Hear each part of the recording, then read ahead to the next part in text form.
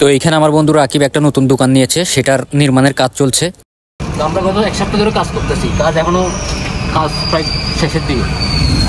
আজকে জাস্ট এটা ঢালাই করে দিলে শেষ। তো অবশেষে দোকান রেডি, এখন থেকে রাকিব দোকানদারি করবে। দোকান খুলছে আজকে একদিন। আমার বাকি 50 টাকা, মিলনের বাকি 70 টাকা, ওর বাকি 100 টাকা, রাসেলের বাকি কত জানি 70 টাকা, আর রবিনের বাকি কত 60 টাকা। প্রথম দিনের বাকি দেখেন, দোকান শেষ।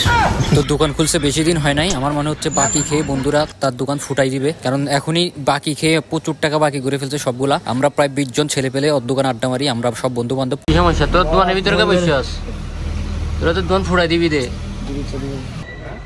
সব বন্ধু বান্ধব দোকান ফুটাই দেওয়ার চিন্তা ভাবনা করতে থাকে।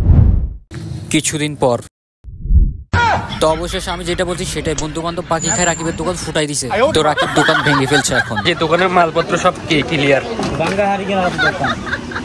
দোকান কি রাকিবের দোকান কি ফুটে গেছে? দোকান ফুটে গেছে কিভাবে? মানে বাকি খাই বন্ধুরা সব ফুটে দিছে। বাকি খাইছে, তারপরে যে ক্রাশ ক্যান্সেল সাইকেল টাকা ডাবল করবে, দোকানটা ডাবল করার চেষ্টা করছিল। আচ্ছা। এই দোকান কিভাবে ফুটে গেছে এটা বলো তো আগে তুমি। দোকান বলো বাইক কে ফুটাই দিছে?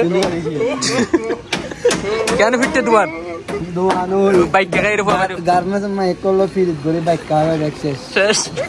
4-5 দিন খুব ভালোই চলছিল, কিন্তু বন্ধু বান্ধব বাকি খাই তারা ফুটাই দিছে। দোকানের অবস্থা দেখা নেন, নাই কিছু নাই, সব শেষ। কিছু মাল সামান আছে লেডিও তো খোলা বাইন লই গেছে গা, মানে আর কিছু রাখে নাই অবশিষ্ট তার জন্য।